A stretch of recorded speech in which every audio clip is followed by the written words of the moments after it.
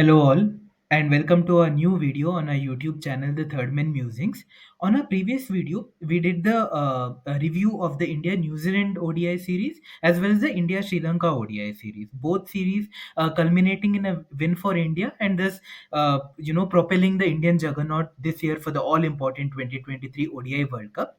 So basis these two series and the recent trends that we have seen in selection, what we thought that with 9 months to go for the World Cup, let's see how the Indian squad is shaping up, right? Because by the looks of things, in the January 1st meeting, which BCCI had with Rohit Sharma, with Chetan Sharma, Rahul Dravid, and Roger Binney, the clear thought and consensus in that meeting was that we'll be identifying a pool of 20 players and we'll be playing them in all the ODI series till the World Cup, so that we give the squad a settled feeling and players get that confidence that yes, I am going to be backed till the World Cup. So it's very good to see rather than the constant chopping and changing that we have seen recently. And we hope that this will give our team a very settled look. So we'll be giving our insights into what those 20 players could be, and we look forward to your thoughts. Please do like, share, subscribe, and comment, and let us know what you think of our poll till then. Sumit, your thoughts on this squad that we are going to preview now? So yeah, the good thing is the BCCI has a plan, and let's hope they follow it this time. Because again, I am very scared of this word template they keep using. That we'll do this, and after the IPL things change a lot. So I hope this IPL we don't find new superstars and just these players that are there on this list they do well, and we don't get confused with new options.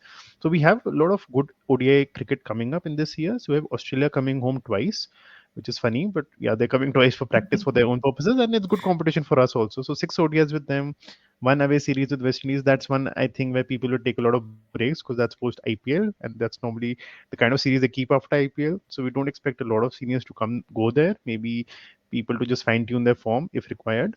And then the all important Asia Cup. So last year also we used the Asia Cup as a tune up for the T20 World Cup. This time also we are going to use Asia Cup, and it's a 50 over Asia Cup this time. The major question being where we are playing it, because right now there's a war going on that Pakistan is going to be the official host, but Jay Shah said that no, we are not playing, and it has to be neutral venue. So then Pakistan gave a threat that okay, we won't play the World Cup, which is not happening. So ultimately, I think it'll happen at a neutral venue because I don't think anybody can screw around with the BCCI. So uh, Asia Cup should happen. I think there's no possibility it'll get cancelled because if India doesn't go, I'm we lose six ODIs, but I'm sure we can call anybody to come and play with us. So Sri Lanka's always there, right? So Yeah. we'll again play them. So yeah, I think that's we have good enough matches to play. 15 days is a lot, and now that the 20 players are identified, we just need to play them, rotate, and see the best combination. So yeah.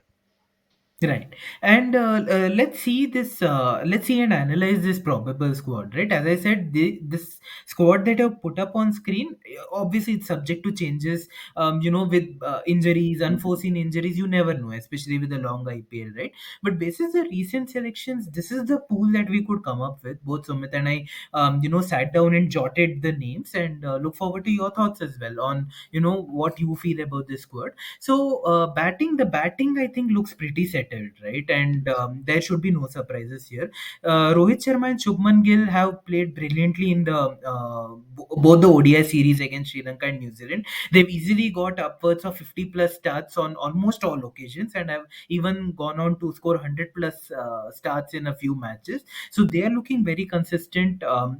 It looks like Rohit Sharma will set the ball rolling with a quick innings, and then Shubman Gill obviously will consolidate and look for a big 100. Virat Kohli is back in form again, 200s in the Sri Lanka series, and he's back at his preferred position of number three to hold the innings together. So that looks pretty settled. Shreyas Iyer is a very important cog for us in the middle order because he's very good against spin, right? So if you see Shreyas Iyer, he comes dancing down the track and he puts the spinners off their length, so he'll be a critical one. Sumit, on Surya Kumar Yadav, I know he can be a big asset for us in that 11 to 40 overs mark Mm. where there are only four fielders on the boundary. But do you see him fitting in this top 11 considering we have to play Rahul as keeper? That is a worry, right? So management loves Rahul, right? And he will play. The only thing they kind of step that issue is by giving the vice captaincy to Pandya recently. So he's not undroppable, but he has to really play very badly. I mean, he's already played very badly, but in ODI, if you see his numbers at number five, it's a very good. So he's doing the job. Him as a keeper, I don't know. I mean, again, we're going to trust another Rahul for like a stopgap arrangement, Rahul for a keeping in a World Cup. I think that's what we're going to do again. So number five, it's basically, see, he had an option to go opening if Gale had failed, and then we could have played Rahul and open, and Surya could have played for Rahul in the middle order. But Right, now that's not happening. So Gale has become number one, right? So your top four are pretty assured. The only player at risk is Ayer, sadly, because you cannot touch the top three. So Ayer gets an injury or some run of bad games, they might start toying with the idea. But and Surya Kumar's luck is such, poor guy did not have the runs to chase in the New Zealand second ODI. I hope in the right, third ODI he gets a chance. But first ODI he wasted his opportunity. He got a quick 30, and maybe the kind of game he plays, can he sustain that tempo for a long run? 30, 40 overs, I don't know that. So he's going to be in the squad, I'm sure. And I don't think he can dislodge anybody from the top six, because as per what we've written, my top five is decided, and sixth will be Pandya, and seventh would be an all rounder, right? So Kishan, because of by virtue of the 200 and his flexibility of opening, batting in the middle order, keeper, left-hander, all these facts make him undroppable. And sadly, because we will be missing Pant most likely, that's why we haven't put his name. If he gets miraculously fit, I'm sure he'll come into scheme of things, but it'll be tough on him to just start playing cricket 1 or 2 months before the World Cup and then just getting into the World Cup squad. So this is what I think will be the batting lineup.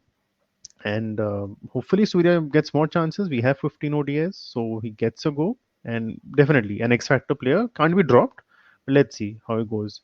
yeah, and the fact is that he's such a game changer, right? I mean, if you look at the scores that India has put up in this series, even what Sri Lanka and New Zealand have put at times, this Mm, looks like a 350 World Cup, right? yes. It doesn't Mm, look like it will be a 280, 300 World Cup where, chasing will become tough, especially with the due factor, chasing will become even more easier. easier. So it's going to be a 350 World Cup, and Surya Kumar Yadav with his game, right? He has the propensity to make that 350 even a 375 or 380, right? So he's an X factor player, but we can't be unfair to Shreyas as well. I think Shreyas has been Mm. really consistent over the last 12 months. He's building an innings. He's made a lot of 50 plus scores, so that will be very interesting to see. And the selectors have a battle on their hands to choose the final batting lineup. Six batsmen, yeah. Right. Okay. And now let's move on to the all-rounders. So Hardik Pandya is, the most important all-rounder for us because he has that pedigree, right? In international cricket, he can consolidate if wickets go early. He can go hammer and tongs in the slog overs as well, and he can be a very handy third or fourth seamer as well. Given that he has a very quick bouncer, both in the range of 135 to 140 kilometers per hour. And don't forget, post the IPL where he successfully captained Gujarat Titans as well, he's now a leadership option as well. So he's the vice captain for the team now. So an irreplaceable player, probably the first name on the list. Sumit, your thoughts on Ravindra Jadeja, considering he'll be returning from a long layoff now?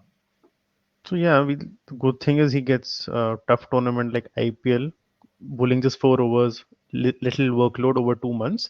So he'll get tested and hopefully comes back fit, and he'll take his spot at number seven if he comes back in the form he was when he got injured. But the good thing is Akshar really has stepped in for him, and his batting has been Right. like really world class actually. The way he plays in the V, bowling works if the pitch is a bit of stop start, but if it's a flat pitch, then yeah, even he suffers. So I'm not worried about number seven because yeah, we have very good options with Jadeja and Akshan, and even Washington Sundar is a good option in terms of his batting is good, decent spinner again, similar to Akshar and Jadeja. Won't take wickets, but he'll not concede the runs. So we've got three very good options, and depending on the fitness, right? If Jadeja is fit, I think Jadeja and Akshar will go. Otherwise, if Jadeja is not fit, then Akshar and Sundar will be going in this World Cup squad ultimately. Shardul and Deepak, they were actually in the front runners initially because of their batting ability, but they have really dropped off in the past few months, I believe, and they're trying Shardul again.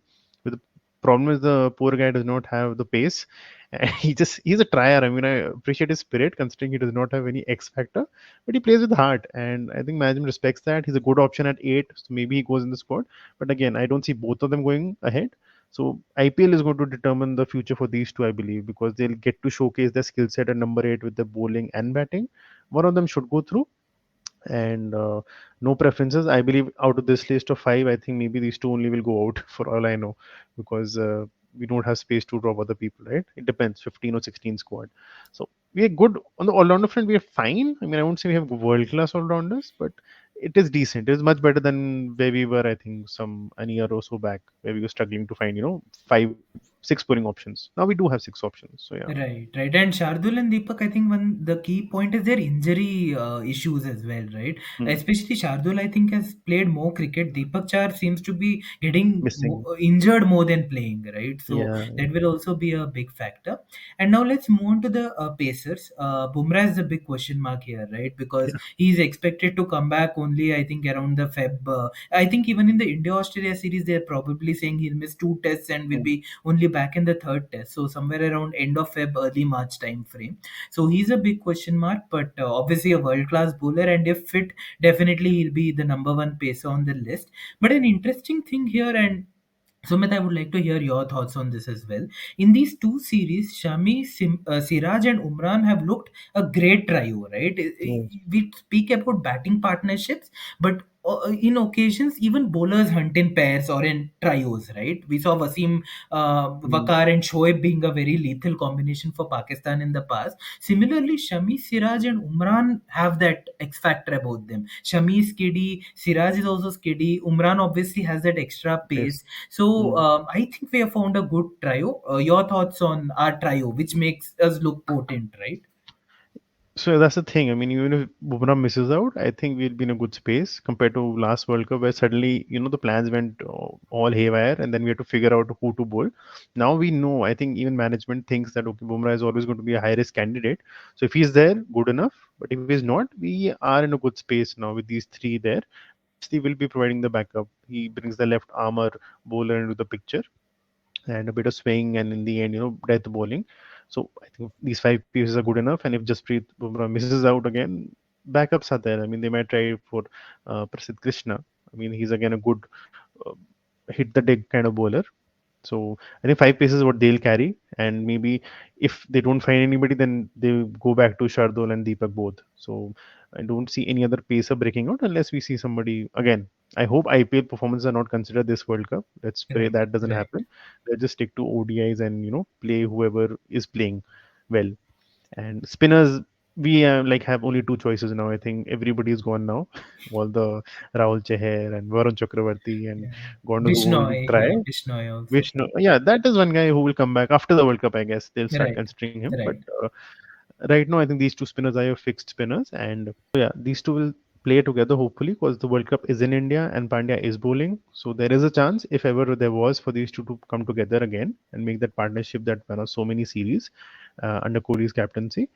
And right now, although I think, and I think also you agree that it's going to be a 3+2, wherein it'll be three paces, one finger spinner who is going to be the batter at seven, and one spinner, which again becomes Kuldeep by virtue of him able to at least do tip and run at number eight. So he should get the go ahead of Chahal. And hope Chahal has, I don't know, 6, 7 months to work on his batting and he can showcase something in the IPL. And okay, I can also hold a bat, I can take singles. Because I don't think anybody expects these guys to, hit the boundaries. I mean, all we expect is to just do tip and run and, help the other batter make some runs. So Right. that's not a big deal in international cricket.